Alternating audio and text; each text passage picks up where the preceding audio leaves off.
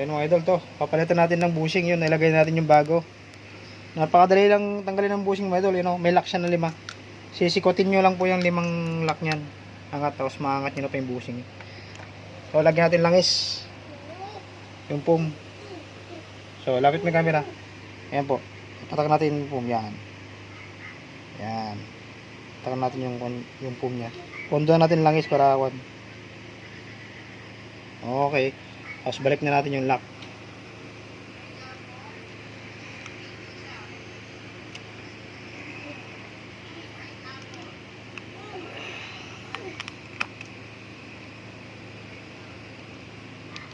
Wait lang ha, sikutin natin yung lock ng konti. Angat natin ng konti. Yan. So balik na natin. Yan. Ngayon lang mga idol, napakasimple lang ibalik yung lock nya. Tusukin lang natin. Yan.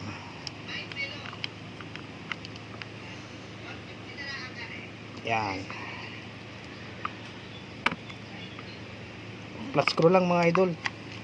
Magagawa nyo na po ito ng madali lang. Napakadali lang palitan ng bushing yung mga ganitong klase ng electric pan. Hindi ko tulad ng iba yung Corona. Medyo pahirapan ka talaga dun.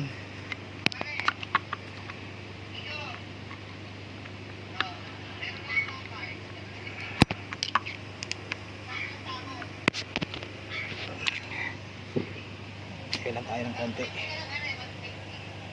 Yun. Okay na. Yan o. Napakadali lang mga idol. Kita nyo, ganda na. O, okay na. Yun lang siya kasimple. Yung isa naman. Yan mga idol o. Angatin nyo lang to. Unti-unti. Yan o. Diba?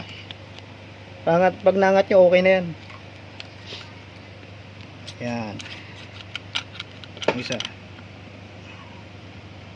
Yan. Diba? Yan lang kadali.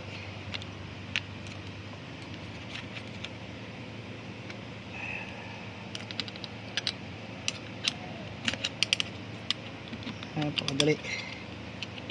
Palit ng bushing. Ayan o. Angat na siya, diba?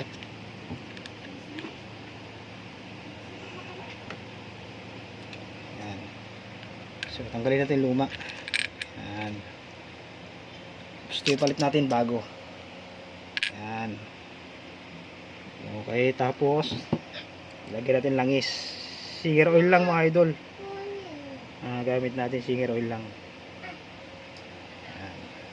Okay. Napakadali lang mga idol. Tapos balik na natin. Ganun lang siya kadali. Ayan. Okay na. Ayan.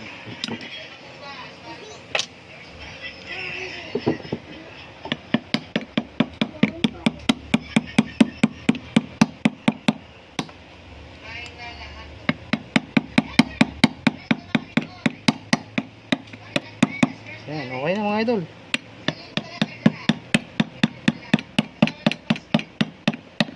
Okay, ano na sa kadali.